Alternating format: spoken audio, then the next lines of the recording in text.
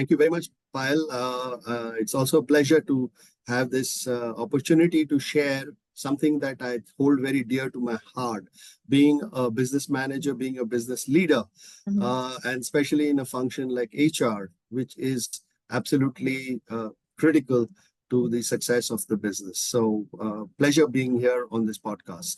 Nice. And I'm always happy to connect with someone from the HR background because in the year of 1997, I started my career in HR field, having done my post-graduation as a major in HR. So it's always a great connection. So I can understand where the pinpoints are of the HRs. But I'm Yes. sure 35 years of experience, and I have only read a short bio of yours. Tell us something about you, about your backstory, which would really intrigue the audience. Yeah, I think it'd be relevant to share here that though I say I have 35 years of work experience, my exposure to HR has been since my childhood because my father has been an HR professional and headed HR in several multinational companies, across India. Okay. And somewhere along the line, as we say, what you hear, what you see, sort of influences you. And of course, my own innate or my natural interest in people and working with people, working as teams. And like a good HR guy now, when I look back and see that I've been always a team player, I like to play team sports, and I like to work with uh, teams, to produce results. Like to be in the winning team all the time. So it is quite a natural thing for me to get into HR and something that I enjoyed for the last 35 years, as you rightly said. So, Vasant, I haven't heard many people say that HR runs in their family. That's Yes, so indeed. awesome. Yeah, as I said, I mean, my dad, you know, and the best part is in my whole career, I've had the fortune of working with people very closely, observing them, seeing them. And I owe a lot to them because I learned a number of things that, I sort of imbibed in myself. And at the same time, I got exposed to things that I said, this is what I will never do. And Oh, and for both the things, I'm very much thankful, not just to my father, but to all my bosses. And, I don't mind going on record in saying that. And I tell my bosses that straight on their face that it's really thankful to them. And I'm not just talking about the HR, but I'm talking about business leaders who are extremely successful considering the companies I've worked in and the people I've worked with. so you have seen HRs through generations, from your father's time all the way till you have been in this field. What are some of the changes you have felt which have really maybe positive, negative? What changes have you seen in this domain? Yeah, I think earlier when my father was in the profession, I think the discussions were a lot around industrial relations. That was like, the hot topic there. And yet there, my father used the very simple techniques of building relationships and working with the individual rather than the designation of the organization that he represented. I'm alluding to the union leaders who have the tendency to always show that they are the power and all that. And I've seen that, and I can share this one story of a very, very militant union leader in Mumbai. And when my father wanted to have a meeting, he would call him up and say, so and so, I would like to come and have breakfast with you in your house. And I mean, there's so many occasions he went there, and my final dissertation in my management was a study of his union because he's a great guy, very militant. People would tremble to even talk to him. So from IR really, and my dad was having studied in the US, had always this orientation towards development, had an orientation towards bringing to for certain systems and processes. So evaluation, appraisals, training was something that he would do. But as I said, the focus was managing the labor. And so it was only after about 25 years in my career that I had my first major encounter with a union situation. So he was doing it right from the beginning. So those initial Yeah. impressions were very helpful. That's nice. So, when you talk about managing for performance, what does that mean? What does that look like? Yeah. So actually, when you talk about performance and managing that, I think that's very important because business success comes through the people, Mhm. and managing them, leading them to perform becomes uh, not side business but the main business of a leader. So yes, it needs all the other aspects of keeping eye on the business critical things, customer service, quality, etc., etc. But who delivers all this all the time is the people. So therefore, managing the people, managing teams becomes very important. And when you're managing team, it's not a club that you're making people happy, but it's towards a goal, a business goal. So that means you need to perform. You are accountable to your shareholders. So therefore, it is important to keep that in mind all the time before you do anything. And so therefore, when I sort of got into a position where I could influence, I saw all the negativity attached to performance management. Appraisals, the jokes, and the funny part of the whole story is the HR guys loved it because they made fun of everybody, made fun, they made fun of themselves, and I think in the process it became really brought down, trivialized to a ritual, annual ritual. Whereas it was a very important business tool, a business imperative, as I call it all the time, because at the end of the day, any team will succeed only when it's performing and Yeah. not the efforts that they have put. I mean, I worked a lot, I sweated, look at the sweat. But okay, now tell me the bottom line. I'm sorry, I have nothing to tell you on the bottom line. I'm sorry, that's not what we are in for, and that's not what the shareholders want to hear. So therefore, it becomes very important to uh, and words play an important part on our mind. So frankly, I sort of when I was in a position of decision making and influencing, I then got into a mode where I said that let's change the label.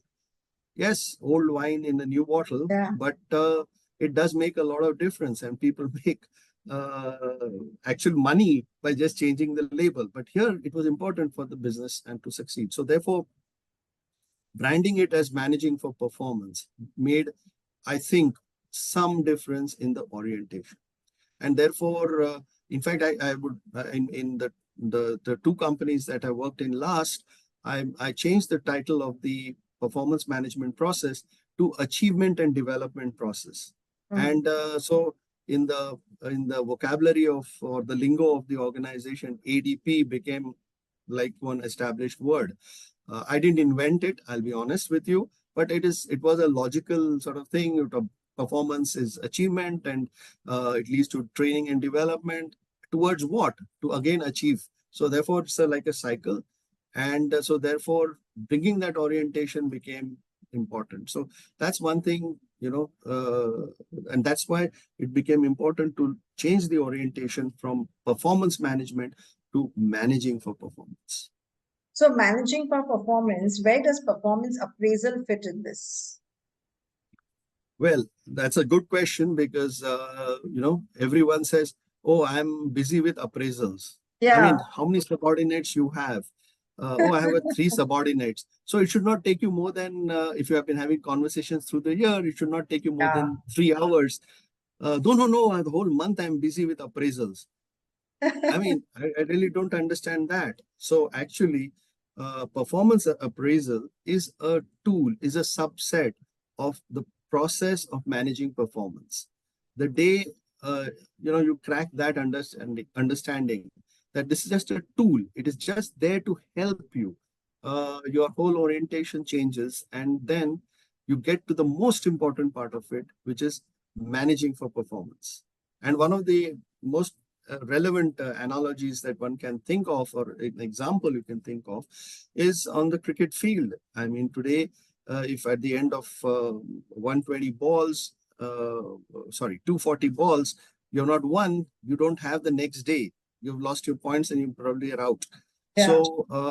So it becomes important to make that managing of performance not a year-end ritual or an exercise to be just conducted because it has to be conducted, but something that is continuous. something that goes on all the time, and it's live, and so that it makes a difference to the overall results as well as to the individual. And who doesn't like to be in a winning team? Right. Yes. Absolutely. Absolutely. Yeah. So when you just like twice, thrice you mentioned the word winning team, and when you're managing for performance, what are some of the things you feel are necessary when you look? What traits take a winning team? Traits of a winning team, Yeah. or manage. Okay.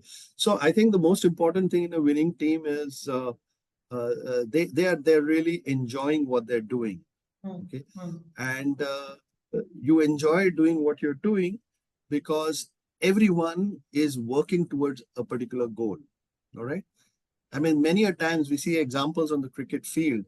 I mean, there was a time when the Indian team had three or four ex-captains in the team, and you could see during most of the matches, everybody looking in, north, south, east, west, and that type of game was going on. But the moment there would be some crisis, the moment there would be like, now we are so close to victory, let's get our act together. All these five guys would huddle. Right? They Yeah. will all huddle because they also desperately want to win. Keep my ego aside and I'll come and dive into this. And therefore, this desire to be part of the winning team is something that the leader has to bring to the fore. And and that can only happen if there are conversations. And therefore, rather than sticking to the form, sticking to the Yeah. year-end ritual, it is actually the ongoing conversations that you have during the year, and not the conversations a minute before, the minute that is required to get off your car and get Yeah. into the security queue before you board your plane. Because I know everyone would say, "Sir, you said you have conversation. My boss had conversation, but it was less than 1 minute between the time he got off. Because till that time, he was only talking about business, business, business. He never talked about me. But he took that just 1 minute and he talked, what do we do? That's the unfortunate part. And therefore, it is important that the manager sees this as an integral part of his work, an integral contribution Right. towards building the winning team. Right. And I have, I know so many people since I coach these leaders. A lot of them tell me, oh, Payal, I have this open door policy. And I said, your open door policy is nothing. You cannot wait for the person to come to you and say something. You need to go out of that door and go and speak with people, be amongst them. And I think this whole facade of this open door policy has never made sense to me from the beginning. Yeah. I mean, see, people, the best part, the most interesting part, which everybody forgets, is you're being observed. You have only two eyes, but there are 50 pairs of eyes who are watching you. Okay. And what you say, what you do, what your gestures are, what your actions are, everything is under scrutiny. And so, therefore, to go about to say that, I have an open door policy, Yeah. uh, is I mean, okay, bring it to action. That's different. But yes, I think throughout my life, or throughout my career rather, I have been managing by roaming. So Yeah. actually, I remember in one of the companies I worked in, within 3 months, okay, of my joining, my boss asked me that, okay, tell me, sorry, my boss didn't ask because bosses are very weary about having conversations. So I said, I want to have a conversation. I want to tell you what I did in the last 3 months. I said, besides the head of sales who has visited all the branches across the country, I'm the only fellow who has gone there. Okay.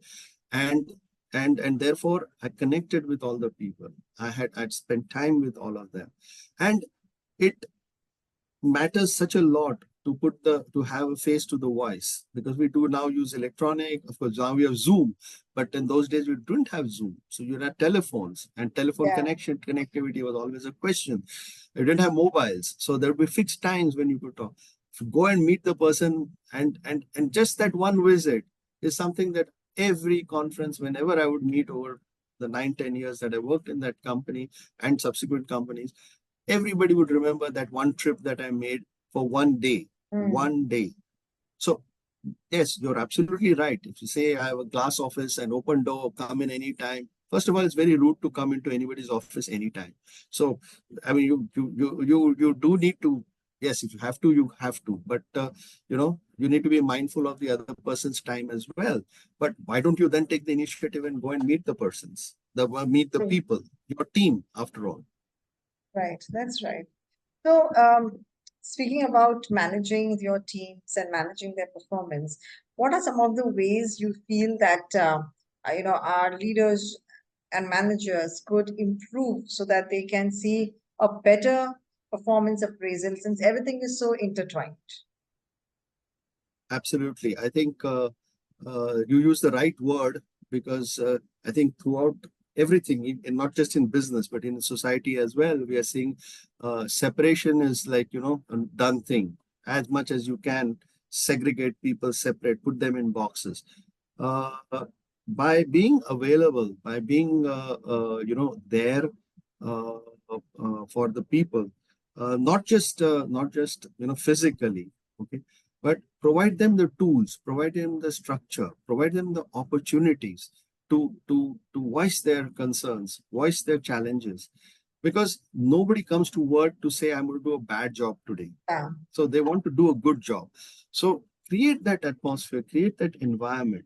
uh, Performance appraisal is seen generally as an HR activity. It is not an HR activity. HR can best give a good tool. It can give training. It can give, be well. It can be not exactly an agony aunt, but someone who can guide, someone who can help the person solve and resolve his problems. But to depend on HR and blame it on HR as an HR process, I think it's absolutely, it's unfair to the organization and it's unfair to the people who work with you. Because what I think has happened is that understanding of the roles to be performed by different stakeholders is somewhere got mixed up. Okay, and unfortunately, and not all, I would say very few HR people, but they're still there in the business, use that as a platform for power. So therefore, people carry that baggage of HR playing that, the bad person, bad man's role and things like that. But why should it be like that? I mean, think of a situation where your kid's not doing well, and you're expecting your neighbor or an auntie or an uncle or somebody to come and explain and deal with that situation with your kid. I mean, rather you deal with it yourself, for good or bad, because normally the fear of what do you call it? Consequences, the repercussions always play on the manager's mind. Doesn't Mm. want to rock the boat. So, okay, I'll soft pedal it and put it all on the door of HR. Okay. So So that therefore, is their that leads, responsibility now. yeah, exactly. And this is it is quite intoxicating, because if you've got 1,000 people's name there, all sorts of random ratings, and then you play the god and say that, okay, this is how it's going to be. I mean, it's intoxicating. It makes you feel really good, but that's the biggest disservice that you can do to the organization. Wow. So, I read somewhere that you had written that feedback is the breakfast of champions. Tell us a little bit about that. That like really struck with Yeah, me. yeah. Well, actually, it's not my quote. It's a quote by Ken Blanchard in his book Leadership and the 1 Minute Manager. Yeah, Okay, yeah. and it stuck with me tremendously, because I mean, why did he not say feedback is the lunch of champions? He said breakfast. We all know, those who take care of our health and are conscious of our diet, that eat like a king. Sorry, Yeah, have breakfast like a king yeah. and dinner like a Papa. pauper. So therefore, that's the most important part of the day. And so it's Very not right. without reason that Ken Blanchard has said breakfast of champions is the most healthy meal of the day. And therefore, this aspect of feedback, giving, playing back to the employee, and once that trust is built, see, the other issue here, Payal, is that people have this trust issue. Yeah, I mean, a if I lot. open up and Yeah. put my cards on the table, if I say, boss, I think I'm weak in this area, can you help me out in this area? Oh my God, that means now my boss will use Amping, that yeah, against me. yeah. And, Will feel I'm so, not but if good enough. yeah. And I again said this is one thing I loved in some of my bosses. I had a couple of them who to whom I could go and say, boss, I'm not confident about this. Can you help me out That's in how this it thing? should be. That's what an open door policy looks like. Absolutely. And I carried that forward with my people. But coming back to your question about breakfast, feedback is the breakfast of champion.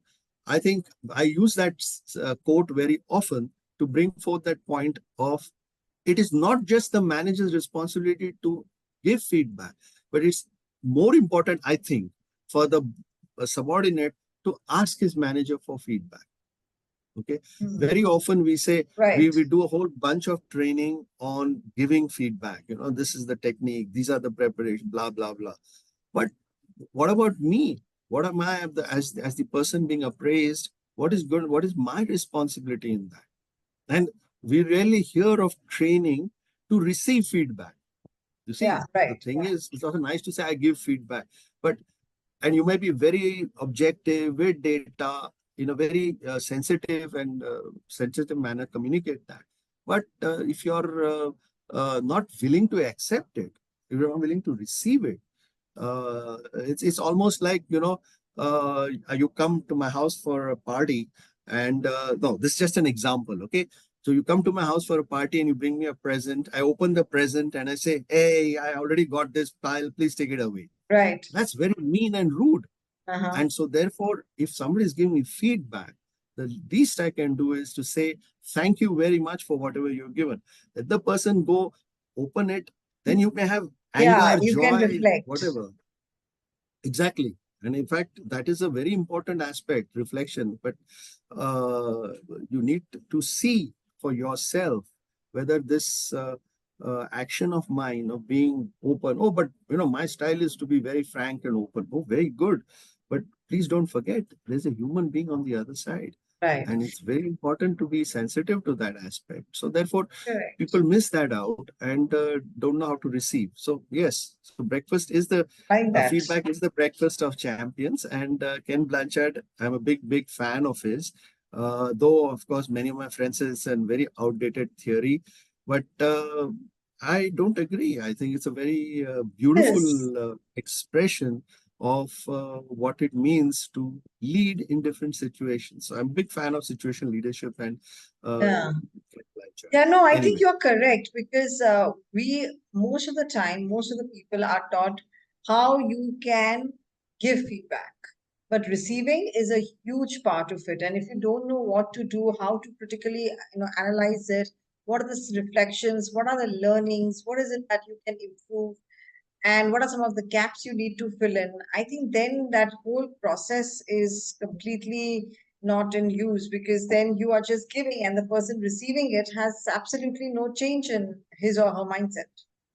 absolutely. In fact, I always tell uh, I should tell my team members that I'm not where I am because I'm the best HR professional in the world or whatever, but actually I'm a creature of feedback, and I've had fortunately those bosses who either told me or I sought that feedback, which and I've done so many mistakes in my life, in my professional life, no blunders. I was never sacked. Okay. I was never sacked. In fact, this one manager I can never forget. He would literally, okay, it was in a hotel situation, and he would then move out of his office, take me to the lobby, put his hand over my shoulder, and talk to me, and very nicely, very sweetly. I mean, people used to shiver when that guy used to go in a corridor. But here he is putting his hand on my shoulder and telling me, probably like me or I don't know what, because I would There's a pester him. I would, connection. There's a connection there built. was definitely there was, and he would. I'd done so many mistakes, but every time I learned something, I moved forward, and that moving forward is so important Very with much. by using into putting into practice the feedback that you receive. So I always tell my team members, please do not worry. In fact, at the end of every appraisal conversation, then people got into that habit. I would use the next half an hour or so to say that, okay, now you give me feedback about the last 1 year and the areas you think I should work on to strengthen, which you really liked and found it useful in your work to help you work. And please tell me also those areas where I messed up and you're not very happy about it. And do Initially, you there was think people hesitation. share? Like, are people very Oh, absolutely. Absolutely. They would share with me for sure because they knew that this guy will not use anything that's, I mean, has negative sometimes consequences? Yeah, not at all. In fact, sometimes, yes, I must say it does rattle you a bit because, you hear certain things and say, really? Did you really see what I did like this, like this? yeah. Oh my God, so bad of me. Okay, fine. I mean, I'm talking, this is some self-talk you do, but yeah, and as I said, those 50 pairs of eyes are watching. They're trying to see where are you walking the talk. And if Yeah, you do very that, right. And that's so important. That's very true. I think, Vasant, you've been sharing such great insights with the number of years of experience you have, more than 3 decades. What would be your career advice to people who want to succeed in their life? well, I'll keep it short by saying basically I would broadly put three things. Okay. The first is, of course, learning never ends, and therefore, always look at everything as a learning experience informally in your work, but formally also, by reading, by talking to people, by today on the net you have so much of information.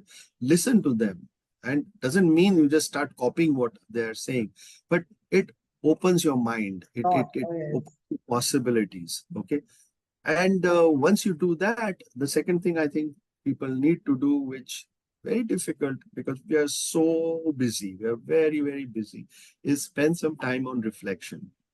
I mean, A lot. if you do spend just a little time, right now, it needs to become something that's part of your life. But for it to Like a become daily part of your life, routine. yes, it would be part of your life. You need to start with small doses, and I then agree. you get into the larger part of it because then you yourself start seeing benefits. So you don't need anybody to tell you that reflection is an important tool. Absolutely. I think my day doesn't start without it and ends without it. So it's become like, it's like a must, like a food that you have to take in for yourself. Absolutely.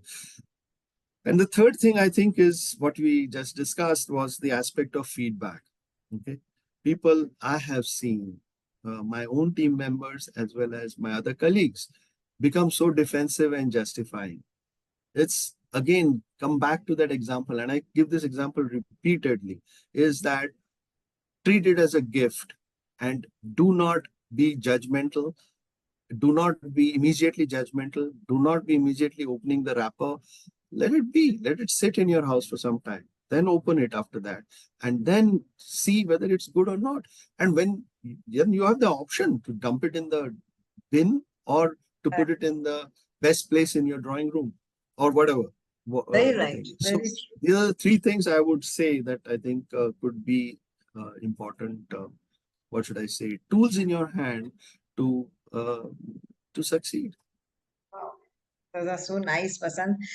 Thank you so much. You have been sharing your insights, your experience with us, taking the time to do this. So thank you so much for coming on this podcast. Thank you very much, Payal, for having me on your podcast. It was a pleasure talking to you. Same here, Vasant. And this one's for our audience. This is Vasant Sanzgiri and Payal Nanjiani wishing you loads of success in your life. God bless. Thank you very much. Thank you.